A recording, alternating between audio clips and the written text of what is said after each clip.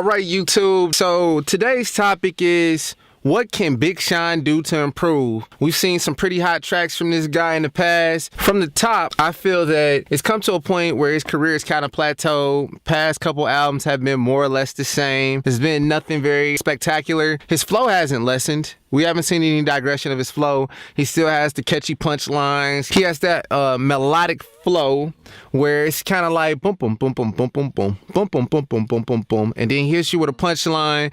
You feel it in your soul. He makes you laugh a little bit, and it's next. However, let's talk about his content.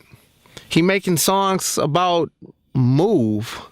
And I don't know if you can sustain a career like that. Like, I feel like a lot of his concepts remind me a lot of like Soulja Boy in the early 2000s, where it's, you want to entertain us by making us laugh, but after a while it just seemed like you're trying too hard.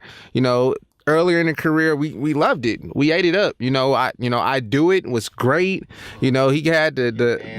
That dance. He did the Quagmire. Giggity giggity giggity. We love that shit. But today, I don't really know what's the direction he goes. He's making the same album, but I will say that to his credit, I see a lot of similarities between the music he's making, and he's kind of going for what Kendrick is doing with Damn.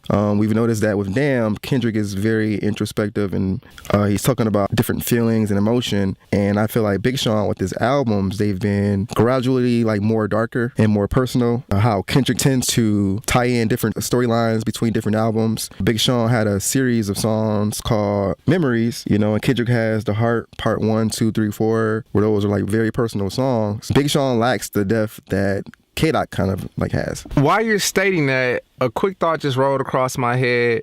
Does the millionaire lifestyle plateau a rapper's lyrics? Because you literally just referenced Big Sean going through emotional states. Mm-hmm. And we see that in his albums that, like you said, they're getting progressively more and more darker. We've heard about a couple breakups he's went through. And then we get this music which sounds kind of generic. When I say generic to Big Sean. It sounds like typical Big Sean music. It's no progression in his flow. That millionaire lifestyle, is it taking a toll? If you're going out every night and you're doing concerts and you're doing shows, you might be doing some signings, you might be doing some appearances, you might be hosting some parties, and then on top of that, you have to balance your family life and your personal life. Where's the room to be an artist? I actually thought about that too, and that's kind of an issue that I feel Drake has in some ways, where, he's a millionaire and he loses a lot of his audience when we can't relate his music on a deeper level. If you're a rapper and you listen to K-Dot's new album, it shows that you can be rich and still have the humanity in your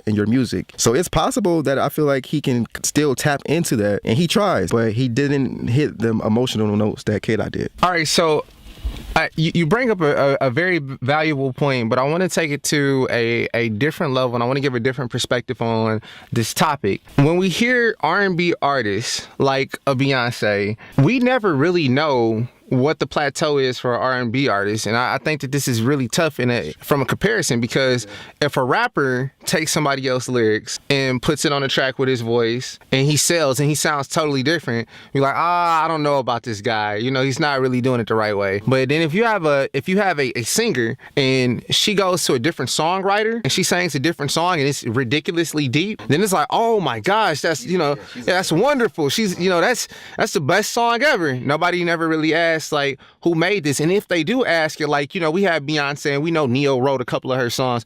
Everybody thought those songs were great. Nobody ever questioned Beyonce talent as an artist. So I think in that comparison it is kind of tougher for rappers. If I'm Beyonce and I only got to focus on my vocals and I have to focus on me being an entertainer and a brand, that might be easier than the comparison where it's like, hey, I'm a rapper, I gotta focus on me being an entertainer, I gotta be up to date with the meta as far as the rap game and what type of flow is popular, but then I also gotta put those lyrics down while maintaining my personal life. So, I guess this is a call to the public. What do you guys think? What is it gonna take for Big Sean to improve? Has he plateaued? Guys, go down to the comment section right now and tell us your thoughts.